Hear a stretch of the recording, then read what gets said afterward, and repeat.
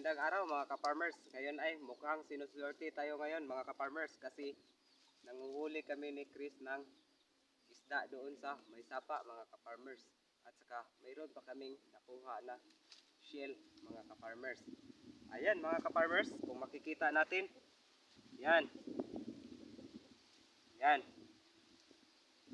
Ilang klase ba to mga ka-farmers? Isa, ito ay dalag mga ka-farmers. Yan. Yung dalag. At saka isa lang nahito yung ating nakuha mga ka-farmers. Ayan.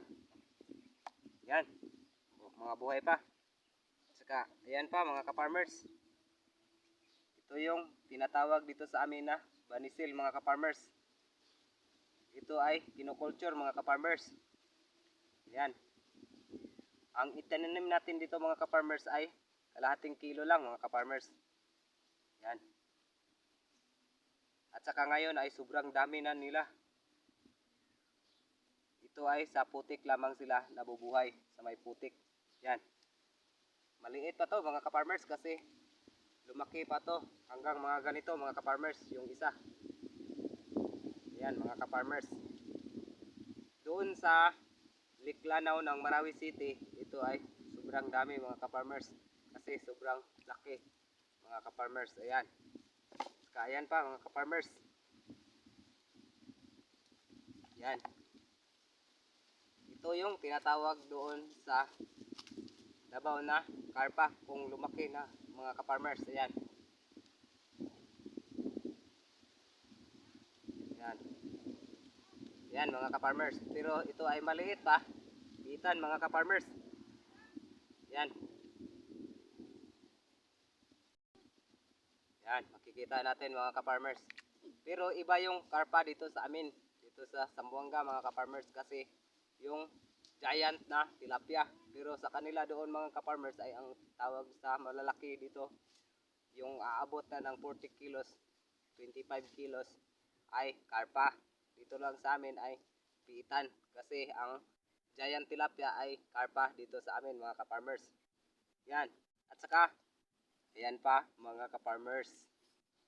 Meron tayong mga nahuli mga ka-farmers na 3 piraso nito mga ka-farmers. Yan. Yan mga ka-farmers. Kaya sobrang dami nang nahuli natin mga ka-farmers. Saka ito pa. Maliliit. Anong tawag sa isdang ito mga ka-farmers? Sobrang liit. Pero ito ay ganito lang siya kalaki. Hindi na ito masyadong lumaki. Yan. Saka meron pa. Ito. Sobrang dami ng tinik mga ka-farmers kasi may tinik yung dito sa may banda sa kanyang ulo. Ayan. Buhay na buhay. Yan. Ayan. Saka yung mga dalag mga ka-farmers. Sobrang dali lang namin mga farmers na nakuha ito mga ka-farmers. Ito ay kalahating oras lang mga ka-farmers kasi malapit na maubos yung tubig dahil sa tagtuyo. Sobrang tuyo na ng ating lupa at saka ating mga sapa dito mga ka-farmers. Kaya ayan, nakahuli tayo ngayon mga ka-farmers.